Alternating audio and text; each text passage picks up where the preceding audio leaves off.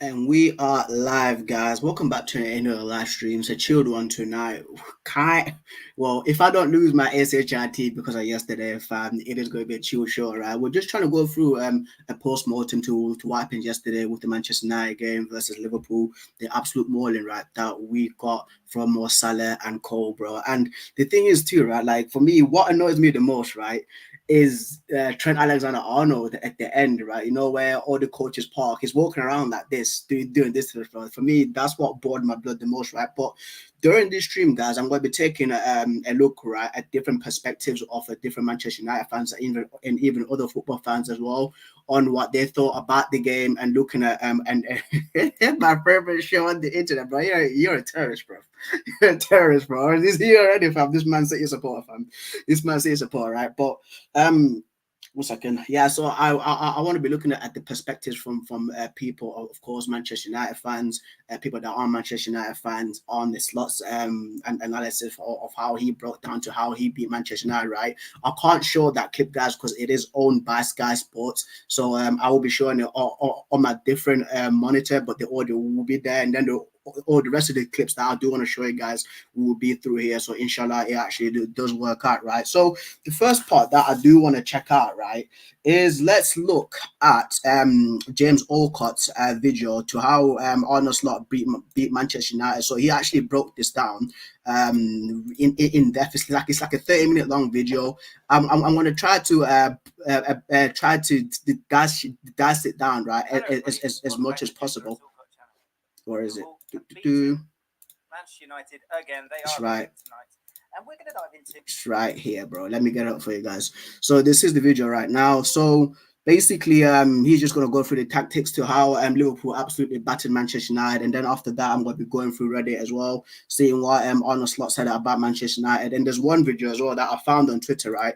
That's very interesting, in my opinion, to is Coach Rafaz. I don't know if you guys follow him. He's called Coach Rafaz on Instagram. He knows a lot of ball, bro. Like he breaks down a lot of play, right? From like how Pep Guardiola set up against Liverpool to how Jurgen Klopp set up against Arsenal to how Arteta set up like against Tottenham Hotspur and Andrew Postecoglou. It's a 2-minute video. It's a very short one, but it's very interesting because it's opened up my eyes big time, right? So let's just get this one started, guys. With man like James Alcott. Hopefully he doesn't get my video banned to oblivion, fam. So let's get it.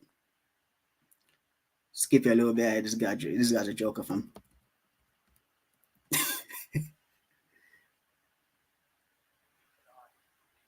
Hello everybody, welcome back to the James Lawrence Alcott channel.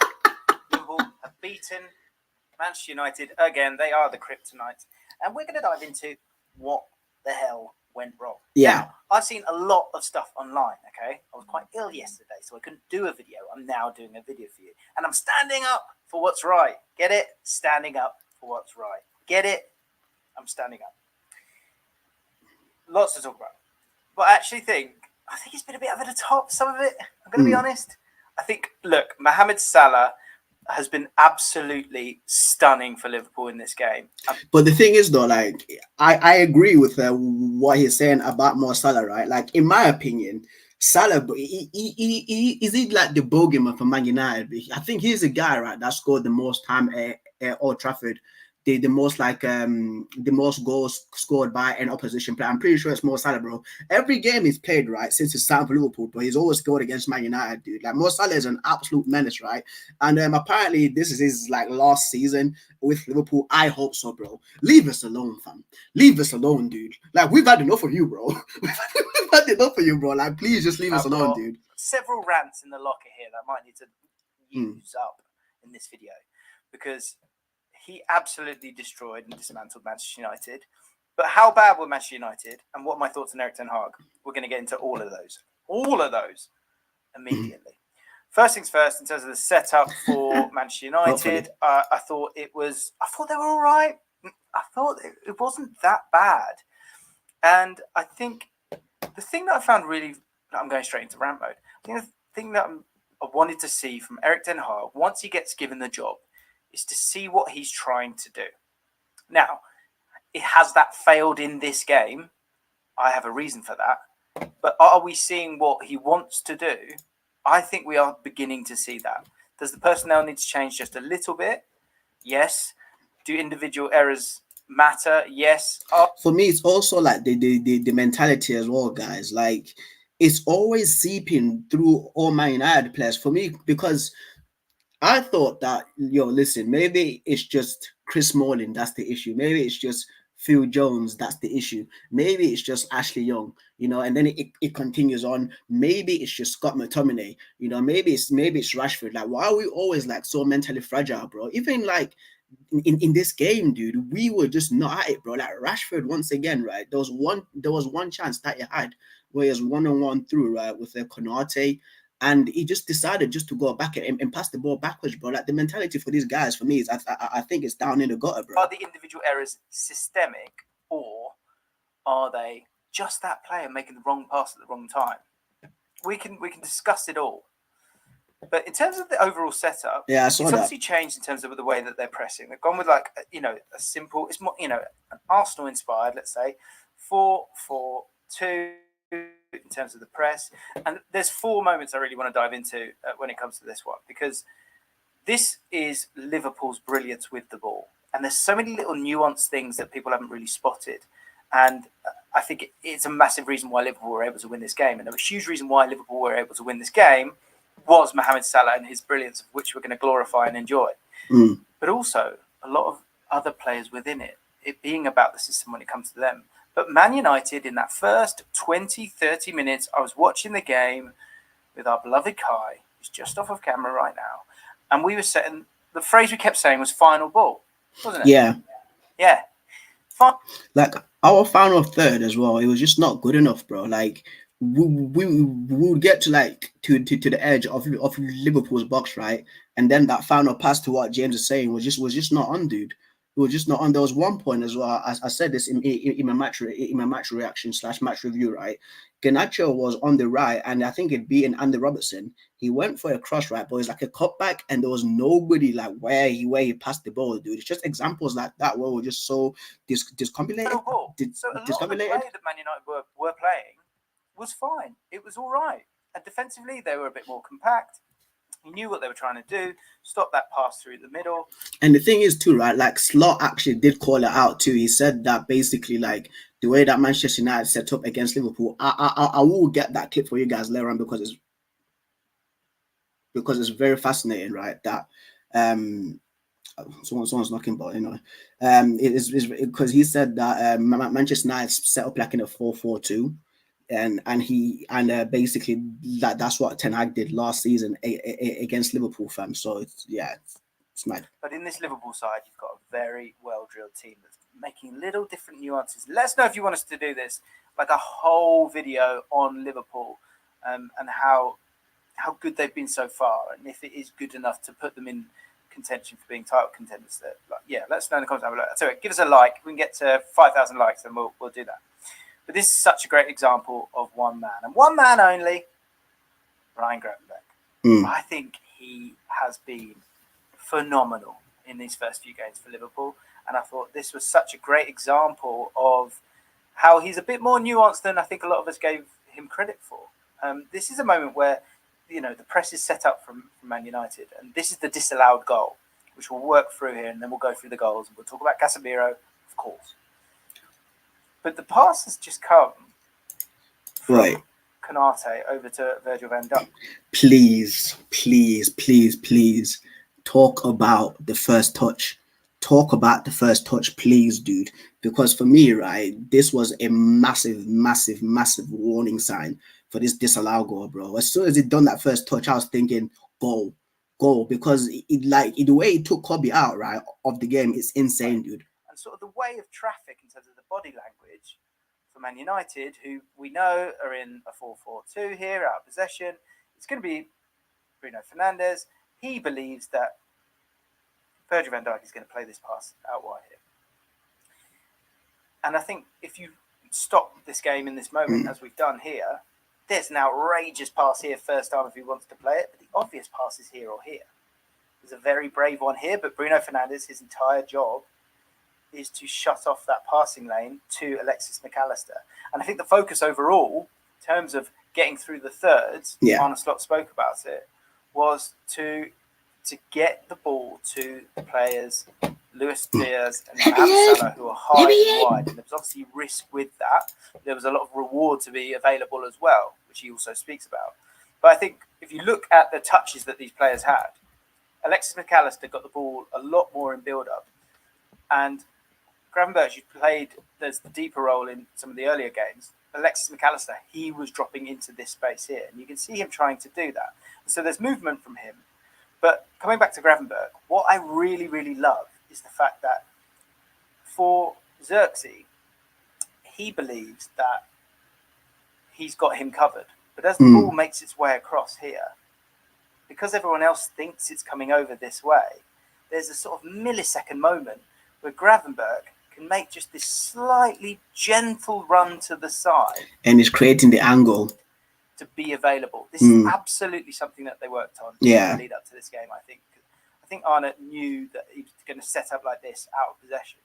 And so Van Dijk very quickly cuts back onto that right foot and drills this pass through that gap. And these are the kind of passes that I like, guys. Like when I said like defense splitting passes, midfield splitting passes, this is the example to what I was talking about. And then Gravenberch, on one, he's able to, there you go, you can see that pass there. He's able to play that pass through. It's that, you see, he's not shown the first touch, but the first touch that Ryan Gravenberch did, right, guys, is let me try to, hopefully it doesn't rewind the video, right? Gravenberch receives the ball, right, and Kobbie Mainoo is running towards him, and he just opens up his body and just takes it to the right and just leaves Kobbie for Dutch, right, and they just got miles of space in front of him, dude, left to the right, bro. Because again, like Casemiro was not in that CDM spot because he had committed a little bit too far forward, not protecting the defensive line, right? And I was, if you watch the match long, guys, I was screaming, bro, because I knew what was coming. Right into when it comes to that stop has been both of the goals. One here, but Bruno got the ball covered. But doesn't name, I think, a pass there, saying that we haven't totally seen it as of yet. But this is the best version of Gravenberch in terms of the ability to get the ball, open up your body, and it's about that first, I can never say it's first thought. Because centre midfielders generally, when they get the ball, they want to take a touch, get it out their feet, play a pass. That's what centre midfielders want to do. What you've got here in someone like Gravenberch against teams that may press, if they stay really compact, they're going to be higher up, right? And the space that it has, bro. Look at that space, bro. Look at that space there, dude. Like, it's mad. Casemiro's like on to the right? But then it's all over the top to Salah or to Luis Diaz is going to be available. But if you do what Man United did, which I haven't got a huge problem with, but you know, it shows that like there's any way to break down a team. When they are that little bit deeper, would you blame Kobbie for getting beat, or do you blame the defense? Because you've got to play. Would you blame Kobbie for getting beat, or do you blame the lack of defensive depth? For me, there the issue is the midfield, fam. I think that the pressing for both sides was pretty rough, though, but Kobbie should not be, of course, like if he's getting beaten right by one touch and then our entire midfield is taken out by like literally 2 steps because it's the pass right from Van Dijk into Gravenberch, and then Gravenberch's first touch is literally brought him into that space there, bro. It's a massive issue, fam. It's a massive issue, bro. And I hope that like this morning, like I hope that at Carrington that these guys are looking back at this footage, because for me, this was the start. This was the start right here, man. 100%. That can take out. That's comfortable enough to get on the ball in that difficult line. If you remember that pass, it zipped into him, and then he opens his body, and his first thought is they're going to be higher up, right? And if they're higher up, then this ball over the top to Salah or to Luis Diaz is going to be available. But if you do what Man United did, which I haven't got a huge problem with, but you know, it shows that like any way to break down a team. He said it. When they are that little bit deeper, he is so important because you've got a player that can take. I'm trying to pick up what he said again. Enough to get on the ball in that difficult line. If you remember that pass, it zipped in. He's going to say it now. He opens up his body into him, and then he opens his body, and his first thought is open up your body and drive. Yeah. So few centre midfielders play that way. And so this is what I mean. Like, for me, this is why, like, guys like Iniesta's and your Modric's are just wizards, Xavi as well, because they did this game in, game out, bro. Like that, even Zidane as well. Like, Zidane's the greatest midfielder I've ever seen, right? But like with Iniesta, the amount of times that he would, David Silva too, shout out to your guy David Silva for hard, right? Like he would just open up his body and just beat a guy, bro, and he just opens up his space, dude, and plays away like a 1-2 pass. It's crazy, fam. It's crazy to how good these guys were. I thought Zubimendi would be brilliant, and he would. To have a player like Gravenberch, hopefully developing into this kind of player who can get on the ball and drive at times and take players out of the game, honestly, is something that centre midfielders hate. And when you talk about kind of the weaknesses of this Man United team, there was that desire there, but that just millisecond of switching off, and understandably switching off, led to Kobbie Mainoo getting absolutely done here. And that is one thing I will say about Kobbie Mainoo. As gorgeous as a footballer he is, out of possession, there are moments when he could just be that little bit tighter, a little bit more tenacious in what he does, but he's just so composed, isn't he? So, but that's the thing though, like with Kobbie, he's still a young kid. You know, like for me, he needs protection. There's a video coming out later on, guys, throughout the week on Kobbie Mainoo to how he's worrying me, because like, once again, the senior pros, your freaking Brunos, your Casemiros, bro, even Eriksen, fam, they should be looking after this guy, bro. Like, he should not be the one that we're relying on to be like our metronome in midfield, bro. Sometimes it's difficult to have both parts at play, but Gravenberch obviously gets it, drives, and then he's driving into just a horrible area where not only have you got two centre-backs who don't really want to come out, they want protection, every centre-back does, and if this was Harry Maguire, people might be screaming at him, but it's the same for these guys. Any defender, if they've got that person driving at them, it then makes life so difficult for them. And this obviously leads to the goal, to him driving all the way to the 18-yard box.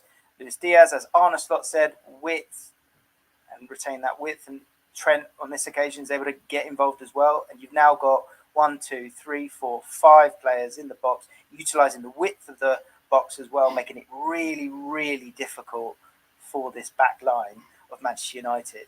And it leads to Diaz moving it along, getting that cross, and someone like Trent just chilling at the back post, trying to score a goal. And like, obviously it wasn't a goal, it was offside. But that's a great example of the little nuances that, you know, if we go all the way back to the start here, I think when we think of Virgil van Dijk, we think of him playing those long passes to Salah. Or he maybe moves it on to Robertson and we do it that way. Or maybe he wants to play that switch over to Trent. These little nuanced passes, I think, are really interesting for Liverpool, and a way that they were able to get through a team that was actually trying to play quite centrally. Right. This is what I mean. Like, this is why for me, I love when players like do like midfield. I'll come back to it once and time again, guys, right? Midfield splitting passes, defense splitting passes, bro. This is why I'm such a massive fan, right, of Adam Warren, because he does that really well. Receives the ball, right, 1-2, knock around the corner, midfield splitting pass, bro. It's so good because it's so dangerous, because it takes out about like 3 or 4 guys in just one pass, man. It's sick, absolutely sick. Let's move forward. Or whoever has the ball at the base. And it's also about understanding where each other are on the pitch, and it's about utilising them quickly and correctly. Because he has so many options. Take a touch. Number one. Well, I'm saying that Robbie would defend better than that. Yeah, of course, bro. Because pass the ball to Rashford. Because Rodri understands positioning, and to the way that it's coached as well. The way that it's coached is coached by the best manager in the planet, fam. Again, I would take a touch before doing that. But again, you're an elite footballer who's won multiple Champions Leagues, so you can do that. Xerxes actually just dropped the ball off, and he's taken Konate with him. So there's a lovely bit of space here in this channel, of which you could have played. That would have been a correct first-time ball, and maybe was actually the pass that he was trying to make. But again, if you can take a touch at the right time, and again, it's about understanding what's around you. Because, for example, here, he's not surrounded in this moment. He's not. So he can take that touch, a touch of which I think for the second goal, he actually goes, okay, come on, take a touch. And then he gets snapped up again. But then, of course, there's also another pass here to Mazraoui. But where it falls down is if you do lose it here. Yeah. You take out 1, 2, 3, 4, 5, 6. Garnacho's not even in shot. Yeah. And you are in massive trouble. Massive trouble. So he plays it like a horror show of a pass. And let's be honest, I think his pass completion was 70 odd percent. Is that right, 73%? 74%? I mean, that's not good enough. But obviously, again, this is Liverpool are something special when they play against Man United. They have such a tenacity about them. And you've got to applaud Arne Slot for not like ripping that up. That's a great characteristic of this team. It's such and the thing is too, like, to how like Klopp had them play like with the pressing as well. They're used to that, because for me it's like World War Z kind of style football, bro, where it's just everybody just pressing hard, fam, like trying to get to people as quickly as possible, just like the zombies from World War Z, right? That's how I call it. And then you've got Arne Slot style as well, mixed in with that, bro. Liverpool can become a real dangerous team this season if people sleep on them. Because for me, yeah, like with Man City, they've still got a few players out injured, especially with what Fardo said, Rodri, right? But Liverpool should not be slept on, dude. Especially if like if Ryan Gravenberch, he can play like that week in, week out in that spot for them. It's crazy, absolutely crazy. And Casemiro here plays a horrible pass, but obviously they're on their way. Yeah. And I think one person that people haven't spoken about is, please say Mazraoui. Please say Mazraoui, fam. Look where Mazraoui, bro. For me, that's the one person. That's the one person. That's all. Or two players actually massively underrated in this game are these two, Jota and Szoboszlai. Szoboszlai's work rate in this game is absolutely phenomenal. I thought you were talking about Man United players, because I was going to say Mazraoui, bro. Mazraoui is here, bro. He's the closest United to the camera, bro. But for Liverpool, yeah, because I think Jota got the assist for the Salah goal, didn't he? Jota got the assist for the Salah goal, right? But Szoboszlai was causing a few issues, of course, because he really frustrated Lisandro Martinez, because I think he was the most advanced midfielder from McAllister and Gravenberch, right? He kept on dropping deep into like his own half and kept on bringing out Lisandro Martinez, because that's when Martinez came and just absolutely hacked him down in like the second half, I think it was. But coming back to what Arne Slot revealed yesterday in his interview with Sky, and I know everyone will have seen it, the other big thing is that, he says it himself, if you've got these two fullbacks, there you go, high and wide. Because our fullbacks like to push up a lot.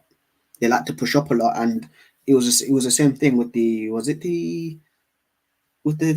what goal was it now? Was it the third goal? Was it the third goal as well? If you lose the ball, we're fucked. Cheat yourselves, you're in trouble.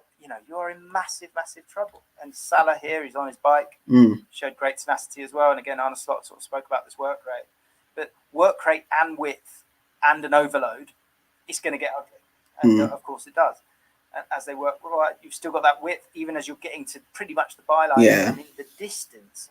And look, Diaz on the left, just free, bro, because Mazraoui had committed too far forward. Between Luis Diaz and either of the two players that could be marking him in, Mazraoui and De Ligt, it's wild. And like Szoboszlai's there as well. Like it's a very high level football. But every goal, if you watch every goal back, there's more than one mistake. And this is one of the few very, very, very, very clear examples of the opposite, I'll be honest, because if Casemiro doesn't give that ball away, this goal doesn't happen. But in elite sport, in the top games, you cannot do that. Man said Rashford, but not Ahmad, fam. That's not on Ten Hag for me. It just isn't. It just really isn't. Like the strategy, if Rodri's playing in that position, and obviously Rodri is a great example because, he's going to make any team look better. I hear that. And I get the shouting in the comments if you want to do that. But he would love those waters. Like the ability to get on the ball and play it over to Rashford or Garnacho, who wasn't utilised at all in this game. It was the final pass that was weird to me in this game a lot of the time. The initial moments and getting players in positions where they can have the right kind of profile was pretty good. But I mean, let's get back to Salah here, because Salah, that is not. It's not an easy pass from Salah. That's not an easy pass, bro. Especially on his weaker foot as well, where he's clipped it over. Because for me, I thought it was like Trent that put the pass in first. But when I think it was like one of the commentators, either Gary Neville or Jamie Carragher, said Salah, I was like, Salah did that on his right leg, bro, on his weaker foot, where he thinked it over, dude. It's a brilliant pass, bro. It's a brilliant pass. It's like he's naturally right-footed. That shows an awareness and probably a level of teamwork that we've maybe not seen from Salah as much as we have in previous years. I think in previous years, he maybe starts to go himself. He looks to try and get a goal himself. And when we're talking about those two players, I wanted to focus on Szoboszlai and Jota. In terms of Jota, what's really clever here with Jota is that you can see he makes this little arm movement a few times. I'm not sure we've got it here, sadly. But what he does is he actually points behind him and he stays centrally to ensure, and then even actually makes this little movement here to the front post, just to allow for this gargantuan amount of space for Luis Diaz. I've done that really badly, but there you go. See what I'm talking about. And the first goal scored. It obviously happens again. This time, we conceded a similar goal like that, right, guys, to Man City in the Community Shield.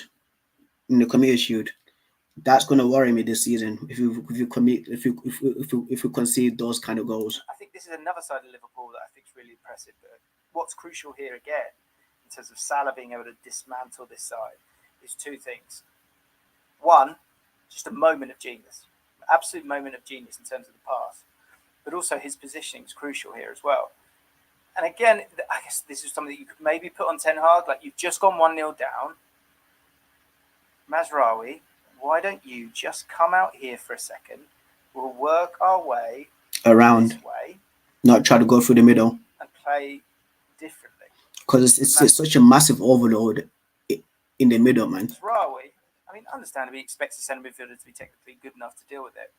But in terms of the sort of passes that Casemiro, when he opens up and what he would see, and again, it's down to scanning, it's down to so many different elements of which I think Casemiro is being found a little bit wanting at the moment. And that's the thing, though, because like who said it? It's Coach Rafaz that said it in a real good video, which I will speak up, which I will do after this, right?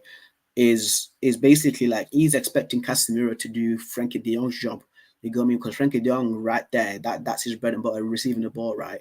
Like that way, he's surrounded by multiple opponents because he can play himself out of those tight situations. Even Kobe can do that as well sometimes, right? But not Casemiro, bro. Like people forget that Casemiro, like at Real Madrid, was surrounded by Toni Kroos, Luka Modric. Toni Kroos, right?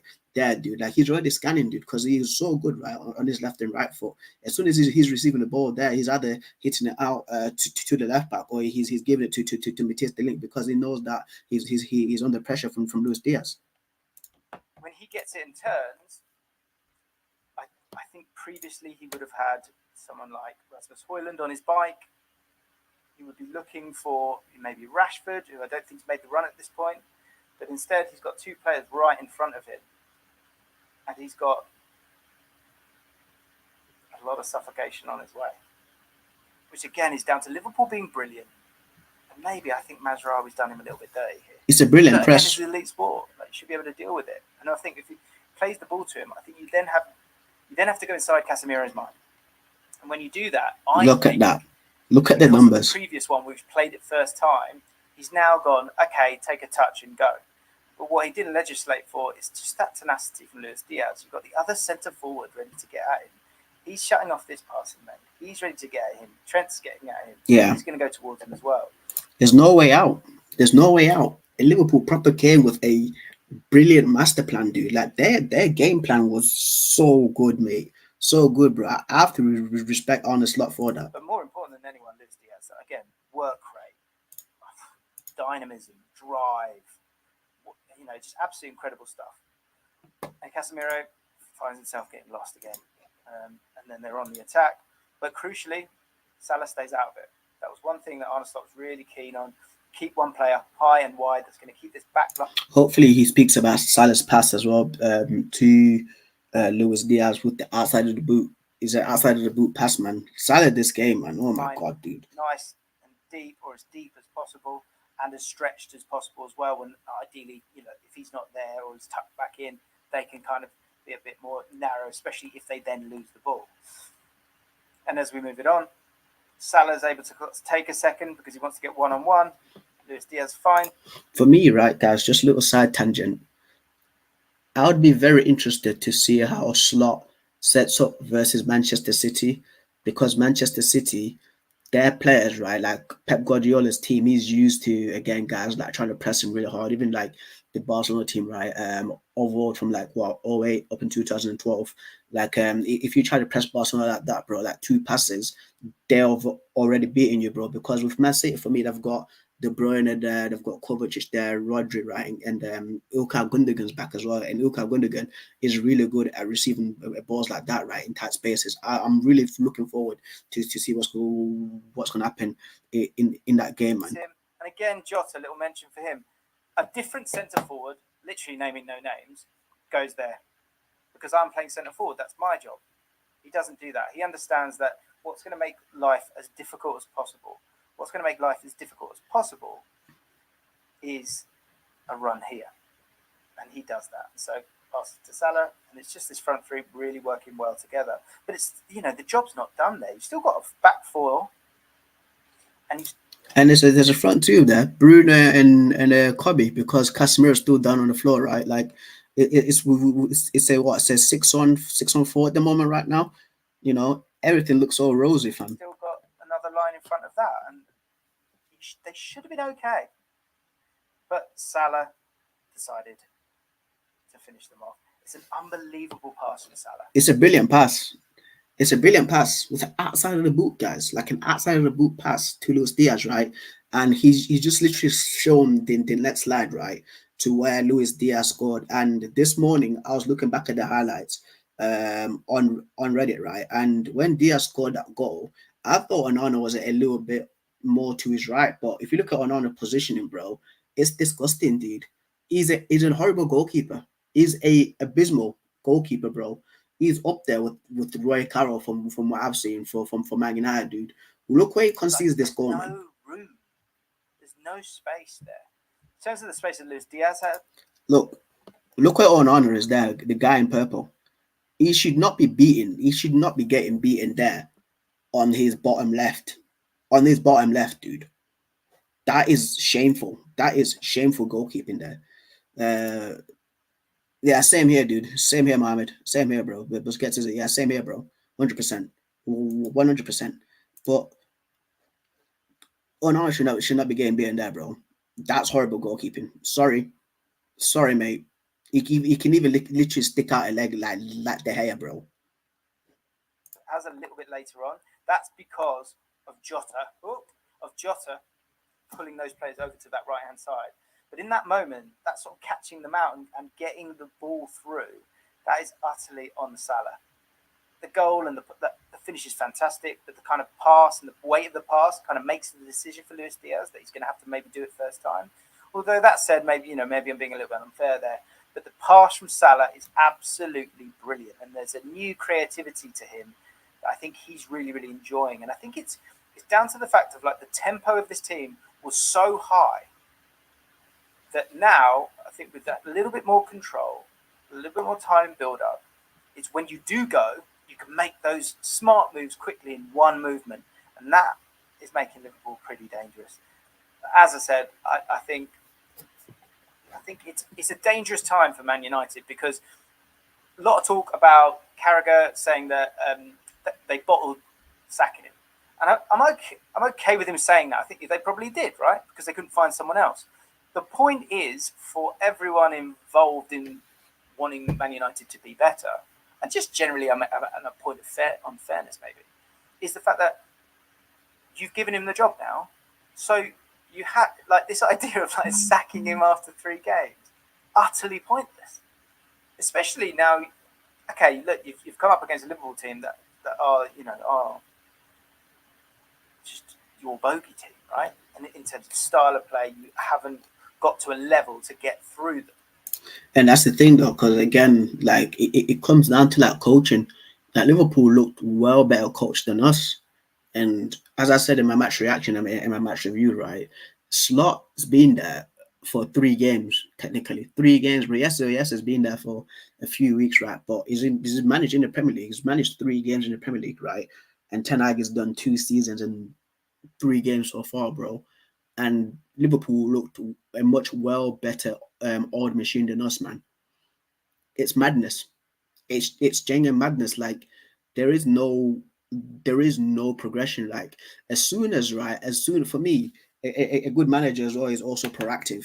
Like as soon as there's an issue, like in midfield, he should be changing that.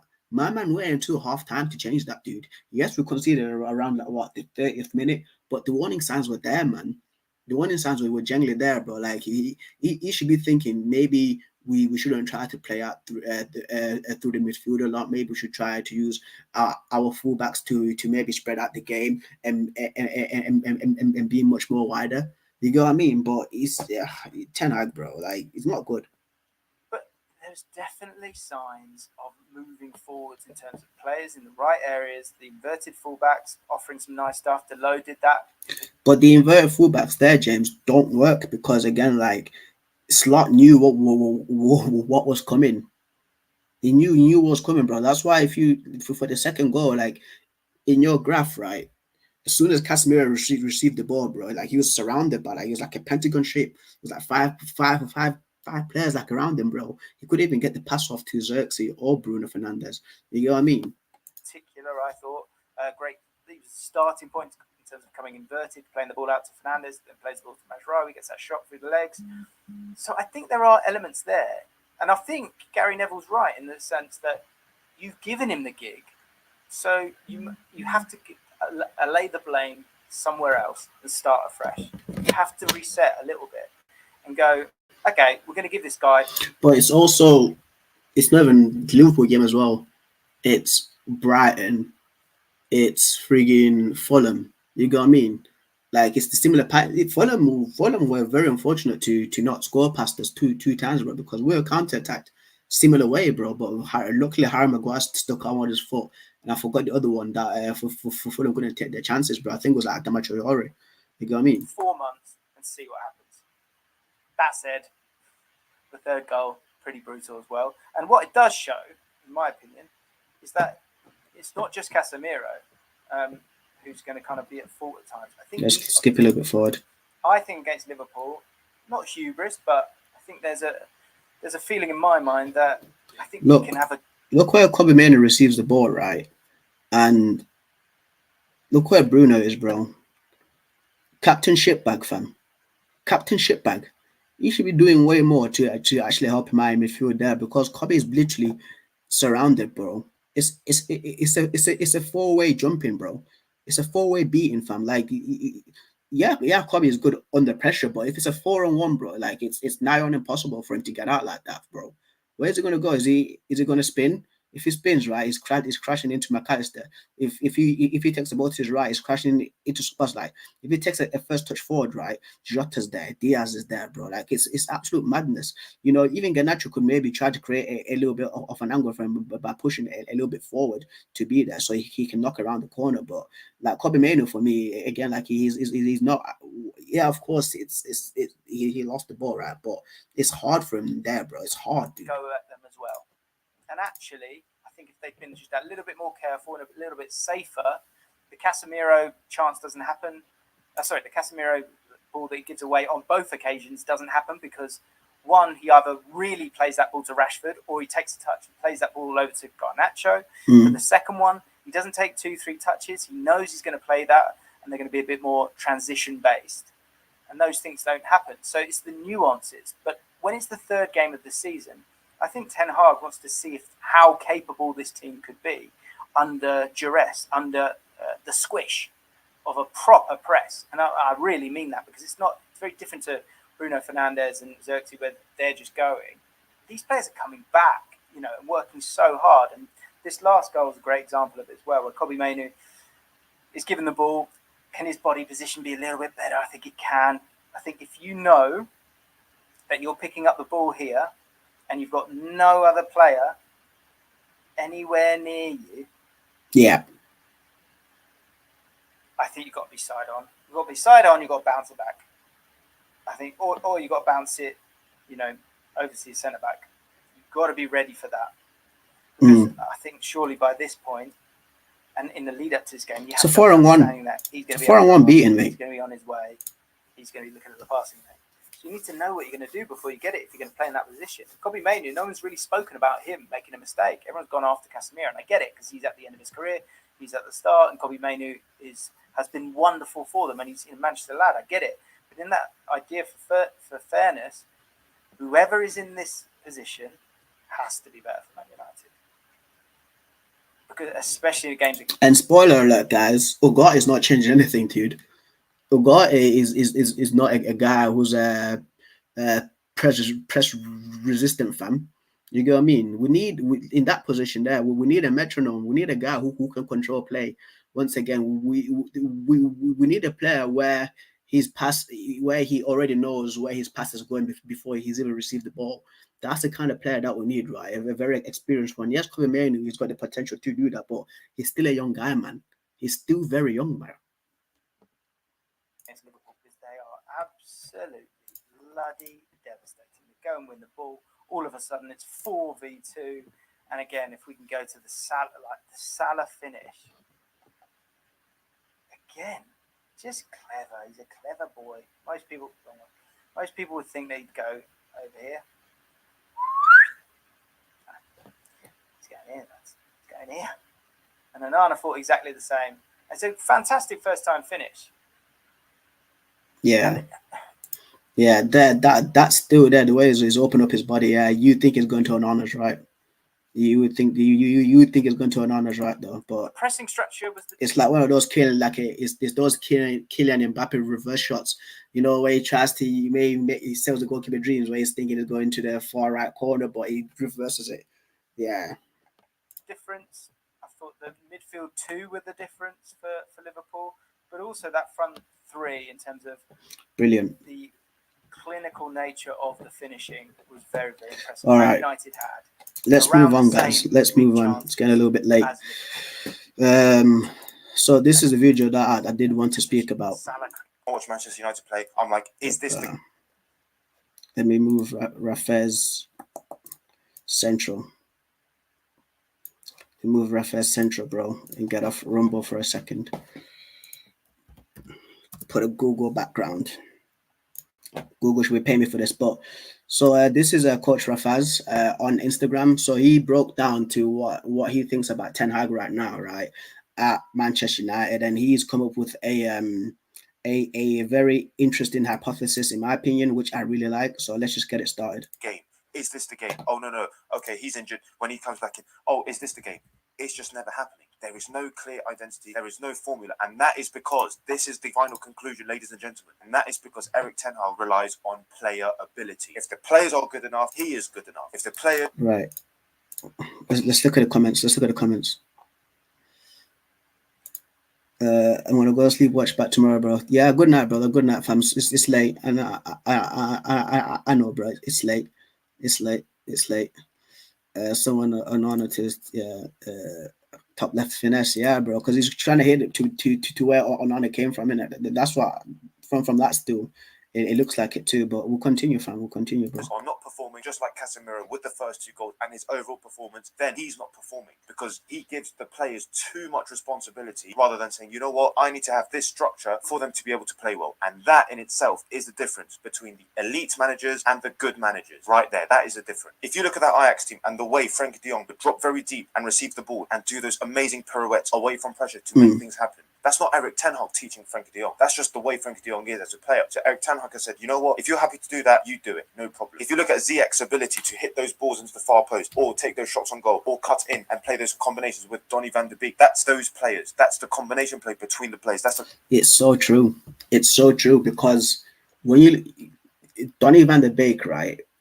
Like for me as a central attacking midfielder, he would love picking up those spots right between like a left back and the left-sided centre back. He would sit in between those two, right? And of course, with Frenkie de Jong, press resistant player, it's making sense to me now. Like this is why Ten Hag is always signing all his previous players, right? And I will bring up that graph later on, guys, just as evidence, right? Because Matthias De Ligt played for him, Nusa Mazraoui played for him, Anthony played for him, Onana played for him, bro. It's absolutely crazy to what Coach Rafaz is saying here, right? It's not Ten Hag, the manager, that's great. It's the individual players that are absolutely good because he hit right. That Ajax, it's making so much sense to me. That Ajax team, right, in 2019, like he hit an absolute gold, man, right, in those individual players because like Daley Blind as well, he's decent on the ball. Dusan Tadic, an absolute magician, bro, in that central attacking midfield, the center forward spot, bro. There's a Clausen too, bro. Like it's crazy. Neres as well, like he was a young up and coming winger there with so much confidence, bro. I think right now Neres is at Napoli, dude. It's making so much sense, dude. Relationships between the players. That's not Erik Ten Hag. And the moment he comes to Manchester United and looks at the squad with Harry Maguire, with Lindelof, with the likes of Evans, with the likes of Luke Shaw, with the likes of Mason Mount, who's always injured, that's when he struggles. That's when he... Mason Mount and another guy who was a Vitesse Arnhem in where the Eredivisie. It's like, oh, what do I do? When he has someone like Casemiro, who's got no athleticism and who's very rash on the ball, makes very bad decisions in general, in possession, what's he meant to do? And that's what he's thinking. He's like, wait, what do I do here? So with Ugarte coming into this position right here next to me, I don't think that Ugarte was a Ten Hag signing as well. I think that was just a Manchester United board signing because I think that they've looked at the midfield and they just said that, bro, like you need a CDM there just to break up play. Just to break up play because you can't rely on Ten Hag. We don't think that Sofyan Amrabat is good enough for Manchester United. So here's Ugarte, bro.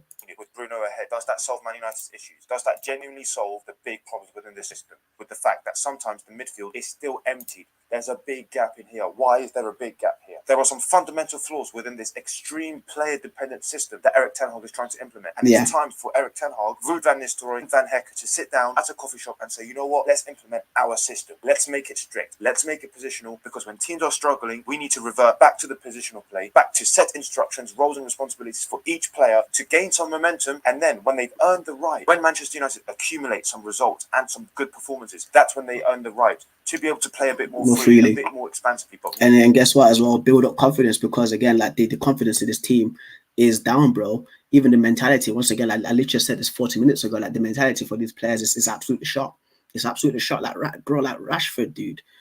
It's such a contrasted difference to the Rashford that we had in 2022, 2023 up until now, bro. Like Rashford was taking souls. He was taking souls, but now, bro, he's scared of Konate. He's scared of going one-on-one with like Brighton defenders, bro. He's scared of going one-on-one with James Milner, dude. You get what I mean? So I agree with the Rafaz on this, bro. Right now, it's not the time to let the players play freely. It's not working. And Einstein himself said, insanity is doing the same thing over and over and over again. That's the definition of insanity. The same thing again and again and expecting different results. That's it for today. Dropping your thoughts in the comments below. I'll try to reply to them as much as I can. Until next time, peace. Pray for Ten Hag. Yeah, what a video. What a video, right? But guys, let's move on, right? I want to jump onto the a huge gaping hole. I want to jump on right to the r/Reddit, the Manchester United one, because it's very interesting to what I've seen on there. It's just to finish it off. It's just to finish it off. So it's r/Manchester United, I think it was. I do want to finish this off, guys. There was a graph that I'd seen earlier. Manuel Ugarte meeting post goals. Pep Guardiola. There was one with Ten Hag, man. There's also that other one as well that I wanted to show. Yeah, touches in the opposition box. This one was an absolute eye opener, bro. Ahmad, right, came on like literally in like 8 minutes. In 8 minutes, right, he had already had more touches in the opposition box than any Man United player. Crazy, absolutely crazy, dude. He should be starting. He should be our starter, 100%. Where is that graph, dude? Where is that graph with Ten Hag signings? I'm trying to find that graph. There was a graph, bro. Where's that graph gone? Let's see if I can get it up.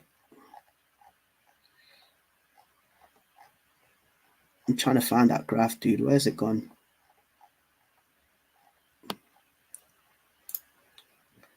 Oh.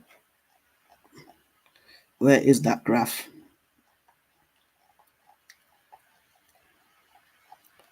Nope. Those are the. No, it's not there. There was a graph that was up, and it was talking about Ten Hag signings, right? Is it r/Red Devils? Let's try this one.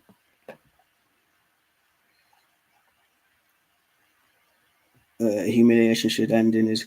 Nope.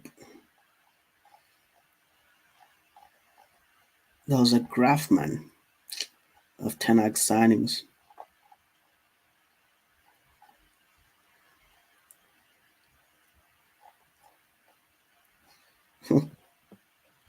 One second, guys.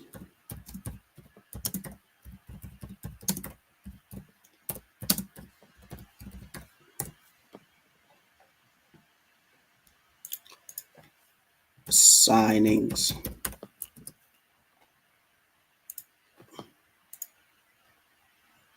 Where's that graph? I'm trying to find it because it's such an eye-opening one.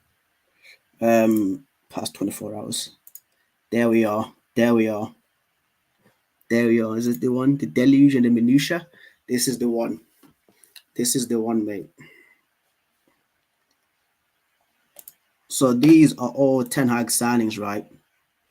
So this guy is basically spent, right, a total of 616 million.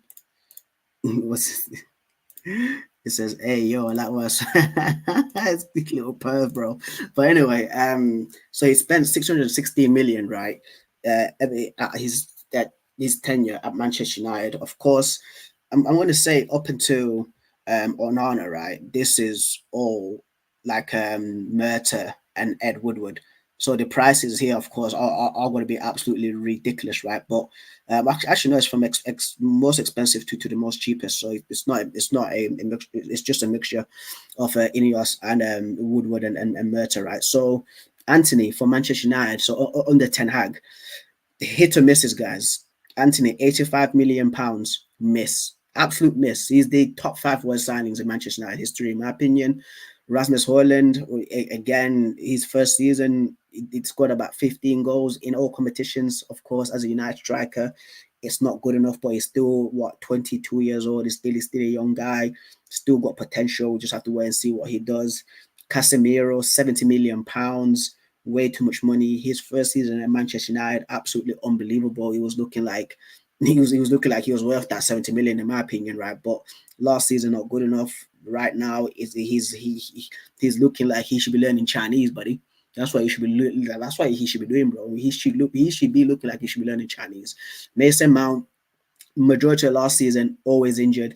This season, played 2 games, injured once again. You know what I mean? 60 million pounds. We've been absolutely lambasted by Chelsea, because Chelsea right now, right? They've got Jadon Sancho on loan, right? And they're gonna sign him for 25 million pounds. Madness, absolute madness, right? And for me, like Mason Mount as a Manchester United signing, he's been underwhelming.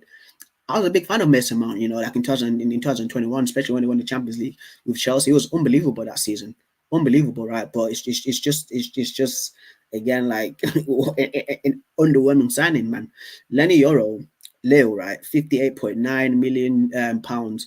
We had to pay that amount of money. Lenny Yoro was interested in joining Real Madrid, but Real Madrid took the absolute liberties by offering Leo like 18 million euros, not even pounds, bro. So it's even way less than that, right? Leo accepted the money. Lenny Yoro didn't want to come to Manchester United, but he had to go because Leo just like, listen, like they are almost offering 60 million pounds for you. Still a young guy, so much hype. With Lenny Yoro, people saying he's the next Rafa Varane. I'm a huge fan of him from what I've saw from Lenny Yoro. Hopefully that he does make a speedy recovery, right, and does come back real healthy, because we don't want this injury like occurs, because we signed him injured, by the way, guys. Like doctors actually did pick up on Lenny Yoro being injured during his medical at Carrington. So yeah, Lisandro Martinez, 56.7 million euros, right, from Ajax. For me, a good signing. There's there's fans right now turning on Lisandro Martinez, saying he's not good enough. He's not a technical player for Manchester United. He's too short to be a centre back. I like him because he brings a mean side to Manchester United, because that's what he needs. Sometimes you do need a little bit of a mean streak in your team, bro, because you don't want to be bullied around the pitch, being pushed around, right? Even like when you look at 2 seasons ago when he first started with us, when it was him and Rafa Varane, right? And it was Luke Shaw, Dalot, and David De Gea as our back line. Like, whenever Lisandro Martinez made a tackle, he's always screaming and shouting, pumping everybody up. Even De Gea, when De Gea made a save right against Southampton, Lisandro Martinez was shaking him and like trying to get him up, because that's what you need. You need that chemistry, right? For your back line, bro. Like that's 100% what you need, fam. Like, for me, I don't get why people are trying to have a go at Lisandro Martinez, even if, right, when there's Lenny Yoro there and Matthias de Ligt, you can also try him at CDM, bro. If we've got injuries, right, all across our CDMs, but if Casemiro's out and if Mango or Ugarte's out and we're playing against Man City, we can't stick Toby Collier in there because it's still a young guy. Look what happened against Liverpool, bro. Like, Ten Hag fed him to the Lions, bro. For me, Martinez can fit in there. He can work as like our like fifth centre back, but be a little bit advanced. I've still got faith in his passing, right? Yes, of course, it's not like a Rodgers passing. Yes, of course, it's not Toni Kroos passing, but he's still good enough for me to play good passes, bro. That's just me, guys. That's just me. I'm happy with Lisandro Martinez at Manchester United. Manuel Ugarte, 50.7 million pounds. We've not got to see him play. We could have seen him play this week if PSG didn't take the mick, bro, and just play hardball for us, bro.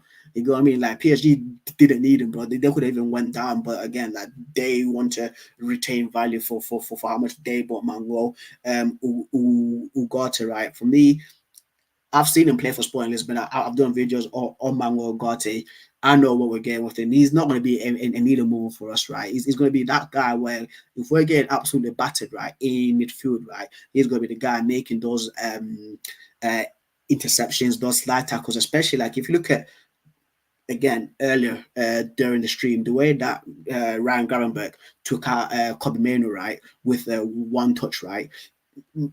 Manuel Ugarte could be there just to clear up and literally break that momentum, fam. You know what I mean? And then that gives everybody else time to come back. Even for the goal that Liverpool scored, the Luis Diaz header, right? If Manuel Ugarte breaks up play there, right, that gives Mazraoui time to even get back and mark that rear post, fam, to actually occupy that massive space that was left behind. That's what I want Manuel Ugarte to do, bro. Break momentum for these other teams, fam. I don't expect him to be a Busquets or to be a freaking Rodri, fam. So that's just me. Andre Onana, 47.2 million pounds. One of the worst goalkeepers I've ever seen play for Man United, bro. He's up there with Roy Carroll. He's been horrible. Andre Onana is not a good goalkeeper. We should be getting rid of him as quickly as possible. Try to sign at least like Jan Oblak, Martinez from Aston Villa, dude. Diogo Costa family, a goalkeeper who can actually save shots first. You know what I mean? We need someone who can save shots first. Yes, like De Gea was a slight issue, right? Because he made too many mistakes with his hands, right? But he's better saving shots than Andre Onana. He 100% is, dude. You know what I mean? Especially that second goal that Luis Diaz scored for Liverpool, bro. Like, if you look at it again, guys, like, he's literally next to the post. He's literally right next to the post, right? And he's getting beat there, bro. Crazy, absolutely crazy. Should get rid as soon as possible. Matthias de Ligt, like him. I like him. Yes, he started off well, right, against Liverpool. In that derby, but he kind of did fall off because, again, like, the midfield was just non-existent. The midfield did not help him whatsoever, in my opinion. Did get frustrated and absolutely clatter Luis Diaz, but I kind of like that little mean streak about Matthias de Ligt. So for me, 40 million for him right now. We'll just have to wait and see more. But at the moment right now, I like what I see. Joshua Zirkzee, good value for money, in my opinion. Again, still early days for him. Has already scored for Manchester United against Fulham. Does get into good positions, does like linking up play, right? And there's many fans getting on his case. Oh, he should be making runs behind the defenders back. That's not his playing style, bro. His playing style is again linking up with people and letting the wingers run into the space behind him, even letting Bruno run into the space behind him, fam. That's Joshua Zirkzee style of play, right? He could have scored against Liverpool yesterday, right? But actually did miss a really big chance. But at the moment right now, 30 million for him is really good. Nusem Mazraoui, 17.1 million. I like him. At the moment right now for Mazraoui, I like what I see. He's had decent games for Manchester United, especially like his debut versus Fulham. Real composed, real cool. His positioning for a fullback is really good. Aside from the Luis Diaz goal that transpired the yesterday, right? But aside from all that, for me, I've been really impressed with him. Tyrell Malacia, Tyrell who? It's such a shame that this guy's been injured, bro. Like, of course, he's not playing because it's an ACL injury. ACL injury, you're out for at least 13 months, bro. You get what I mean? Like, these some freaks of nature come back in 6 months. That's like an Ibrahimovic. But if you tear your ACL, bro, you're out for quite some time, and it does take a long time for you to actually do the right rehabilitation for it, right, and actually be up to full strength. So, but from the times I've seen from Tyrell Malacia play football for Manchester United, being really impressed. I really like it. I really like it, fam. So for me right now, 14 million for Malacia, it's not bad. And then Christian Eriksen for free from Brentford. He was meant to be the placeholder midfielder, right, to bring in another class midfielder. But we didn't expect Kobe Mainoo to be that good for us, bro. Because for me, I was expecting a much more experienced midfielder the next season. His debut season for Manchester United again in 2023, for me, absolutely outstanding for us, bro. Good value for money on a free, fam. On a free, bro. But right now he's sitting on the bench. Has got links with Ajax because I think Ajax do want him back. But Christian Eriksen, for me, once again, like we should be trying to move him on, right? But when it first came, he was really good for us. But again, he's a free. We didn't spend like 40 million pounds on him.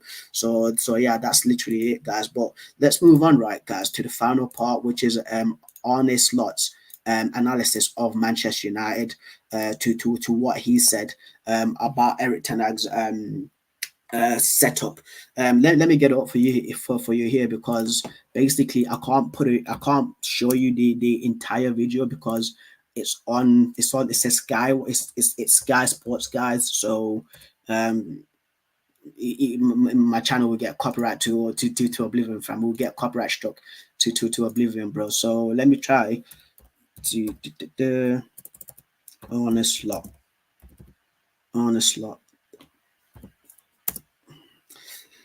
Let's see what that pursuit of marginal gains.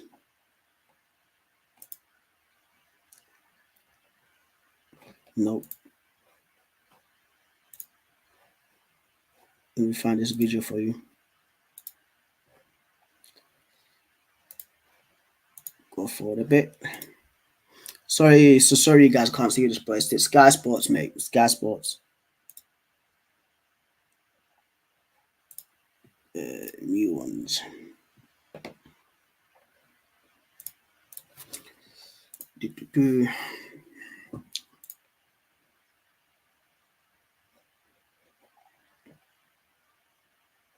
This is it. This is it, guys.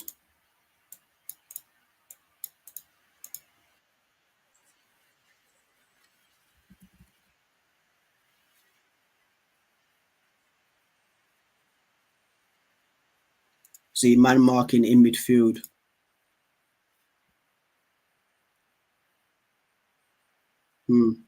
Yeah, it's a 9 and 10 press. So he's basically speaking about Bruno Fernandes and Joshua Zirkzee.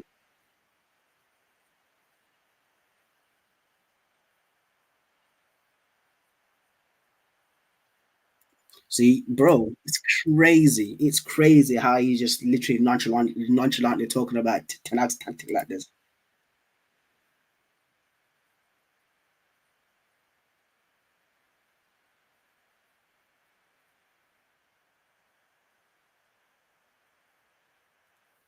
It's mad. It's mad. And that's how they scored all the 3 goals, by winning the balls, right? High up the pitch in our own half, dude. Because he knew that like the our fullbacks push up so far up, right? It's just gonna only leave like Casemiro, Lisandro Martinez, and Matthias De Ligt, fam. It's madness. And this is what I mean, right? By like watching tape, because this is what a lot of NFL players do. They watch a lot of tape, bro, on how teams play, like calls, the way that the wide receivers move, bro. Especially like who's this guy named Luke Kuechly from the NFL, number 59, played for the Carolina Panthers. He would watch so much tape, right, that he would genuinely know what the team was going to do next, and he'll be calling that play. And these guys will be like, "How the hell is he reading our play before we've even done it?" And that's what Slot's done to Ten Hag, dude. It's fucking crazy, dude. It is absolutely crazy. But we'll continue, fam, because there's only about like 30 seconds left.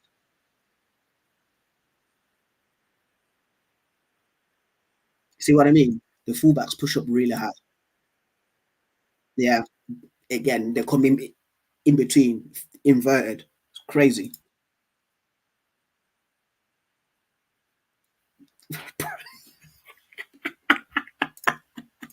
Yo, this guy, right, said that if these guys, right, invert in, we can keep Luis Diaz and Mo Salah up high. Nah, he's absolutely cooked. He's absolutely cooked, bro. He's no, I ain't gonna lie, bro. Slot's absolutely cooked Tenagia. He's absolutely cooked Tenagia, bro, because like he's literally seen through him, bro. Like he's and the two guys that caused us the most trouble, right, are Salah and Luis Diaz, bro. It's madness, absolute madness. But we'll continue though, guys, because it's only about like 13 seconds left.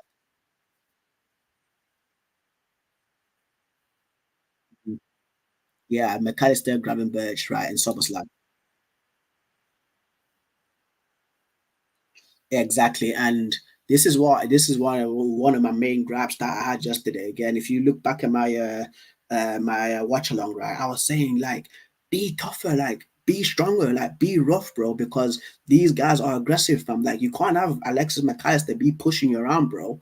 You know what I mean? Like for me, like Gravenberg, yes, because Gravenberg is a tall specimen, physical guy, right? But with McAllister, is out here barging guys, being physical, bro, and I'm just like, don't do that, guys. Like be stronger, bro.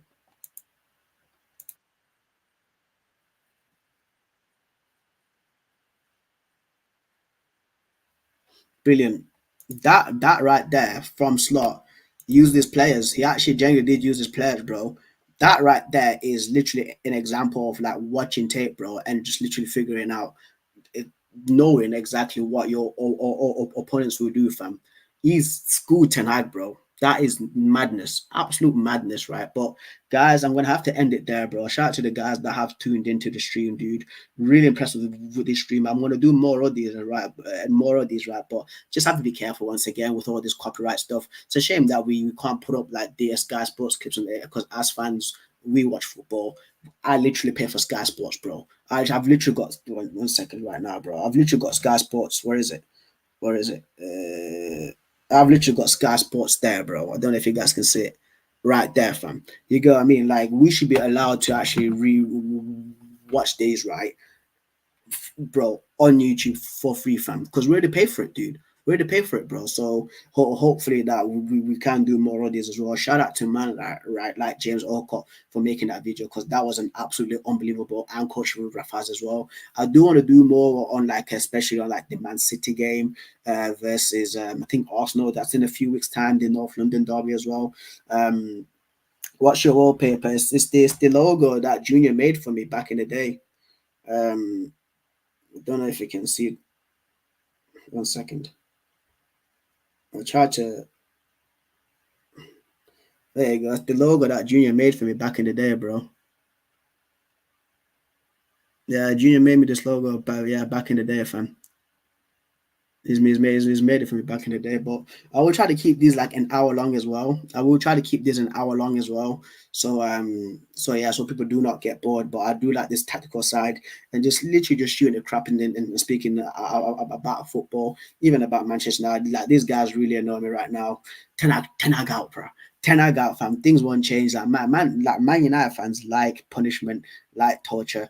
I don't like punishment. I don't like torture. I like my team playing good football, bro, and not being a laughing stock, a laughing stock, fam. That's what I genuinely don't like, bro. But thank you guys for tuning in. If you're watching this on the VOD, thank you so much, right? But guys, catch you in the next video, guys. See you later. Oh, the RTL video is coming out tomorrow. It should be tomorrow, guys. But yeah, see you later. Peace.